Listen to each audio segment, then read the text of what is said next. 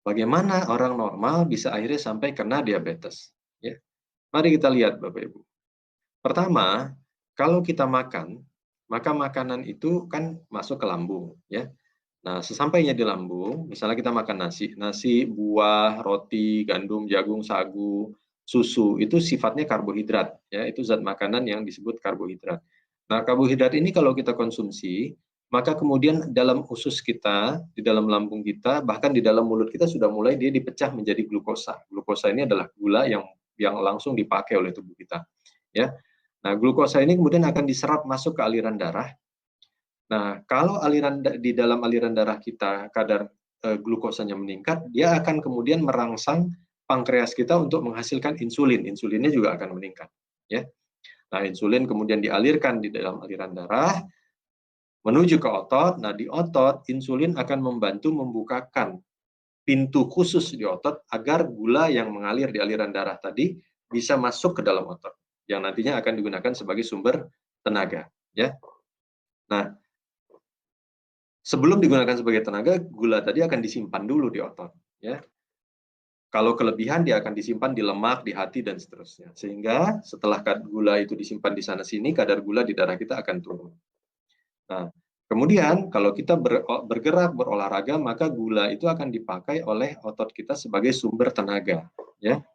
Nah, setelah dipakai tentu saja kadar gula tadi akan turun. Setelah kadar gula turun, akan memberi kode ke tubuh kita, lapar nih, pengen makan. Lalu kita makan. Proses ini berulang kan?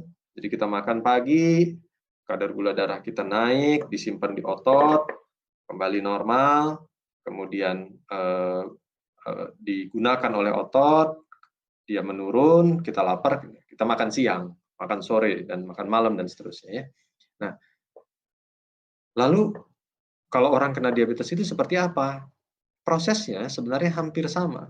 Kita makan makanan masuk ke lambung, karbohidrat yang kita konsumsi dipecah jadi glukosa, glukosa diserap ke aliran darah, dia kasih kode kadar insulin meningkat, insulin mengalir di aliran darah, tetapi di sini bedanya Bapak Ibu.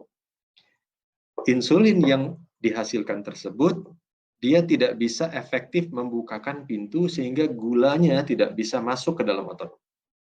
Jadi ibarat kita punya anak kunci, kita buka pintu, kalau kuncinya sudah rusak, berkarat, kita nggak bisa buka pintunya. Sehingga kita nggak bisa masukkan makanan ke dalam rumah. Orang di dalam rumah akan kelaparan. Kira-kira seperti itu, ya. Nah, kalau gula tidak bisa masuk ke otot, maka gula tidak disimpan di otot. Karena tidak disimpan, dia beredar saja di aliran darah tuh. Sehingga kadar gulanya jadi meningkat di darah, ya. Nah, gula tidak bisa dipakai oleh otot sebagai sumber tenaga. Kenapa? Karena tidak ada yang masuk, atau yang masuk sangat sedikit. Sehingga tubuh akan menyuruh lemaknya dipecah untuk sumber tenaga. Nah, pada saat itulah orang-orang yang punya kondisi seperti ini berat badannya turun, ya.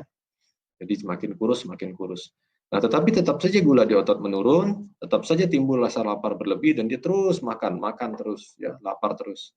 Nah, kelebihan gula tadi juga dibuang lewat pipis sehingga kencing terus. Itulah sebab-sebabnya kenapa hal-hal ini terjadi. Dan kalau kencing terus jadinya haus terus. Ya, itulah gejala klasik tadi, ya. Jadi kalau kita lihat di gambar ini sampai sini semuanya normal, tapi sampai di sini nih pertanyaannya, kenapa insulinnya yang tadinya bisa membukakan pintu akhirnya tidak bisa membukakan pintu? Ya, jawabannya sederhana, insulinnya tidak berfungsi dengan normal. Gampangnya seperti berkarat lah.